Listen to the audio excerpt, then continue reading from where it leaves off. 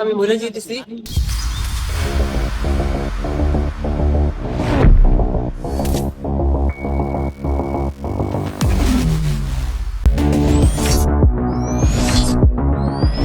আজকের দিনটা আমার জন্য একটু আলাদা। 15 কিলো রাস্তা পাড়ি দিয়ে আজকে আসছি একটা স্পেশাল উদ্দেশ্যে। এই ইভেন্টের নাম হচ্ছে রান ফর ফিউচার বাংলাদেশ।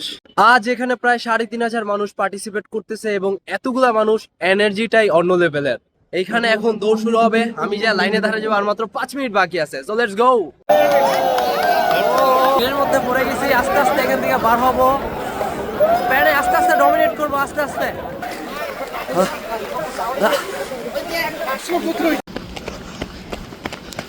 প্রায় 3,000 মানুষ পিছে, আরো বেশি হবে পিছে। Almost done.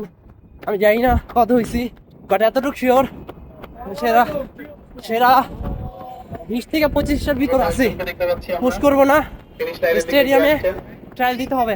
5 কিলো রান শেষ করে ফেলছি। এখন যাব জাতীয় স্টেডিয়ামে এয়ারফোর্সের স্পোর্টসের ট্রায়াল। সো যাওয়া যাক, দেখি কতটুকু আউটপুট দিতে পারি। আজকে বেশি পুশ করি নাই, কারণ যেহেতু ট্রায়াল আছে। স্টেডিয়ামে চলে আসছি এবং আমি এখানে 200 মিটার স্প্রিন্ট দিব। সকালে 5 কিলোমিটার দৌড়াইছি। এখন আমি জানি না আমার পারফরমেন্স কেমন হবে, এবং এখানে সবাই যে ফিটনেস, ভাই মানে মাথা নষ্ট ফিটনেস। তো দেখা যাক এখন কতটুকু করতে পারি। এখন স্টেডিয়ামে বসা দেখতেছেন কতক্ষণে 200 মিটার দৌড় শুরু হবে তার অপেক্ষা করতেছি বাকি খেলোয়াড়দের সাথে। বাসির সাথে সাথে সবাই দৌড় শুরু করে এবং সেই কাতারে সবাই শেষে আমি। যদিও ওরা অনেক ভালো অ্যাথলেটিক, খুব জোরে দৌড়াইতেছিল, দেখার মতো। 200 মিটার স্প্রিন্ট দিলাম অ্যাথলিটদের সাথে, যারা 5 থেকে 10 বছর 6 বছর প্র্যাকটিস করে। So, ওটা পরে আমি 1.5 সবাই কিলো অনেক দৌড়াইতে কষ্ট পারতেছি না, স্পিড পাই না। ওই এই কিলোমিটার দৌড়েছি ফার্স্ট টাইম দিলে যা হয়। এবং এখানে খালি পায়ে ভালো স্পিড ছিল, তারপর হচ্ছে ন্যাশনাল টিম ছিল, ন্যাশনালের প্লেয়ার। ন্যাশনাল প্লেয়াররা ছিল। তো ওদের সাথে কম্পিট করছি।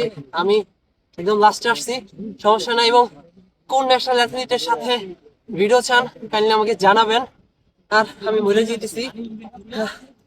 আর সকালে আমার 5 কিলো দৌড় দেওয়া ঠিক হয় না, এটা না দিয়া এগুলো ওয়ার্ম আপ করলে কাজে দিত। যাক, ঠিক আছে, পরে নেক্সট ভিডিওতে দেখো।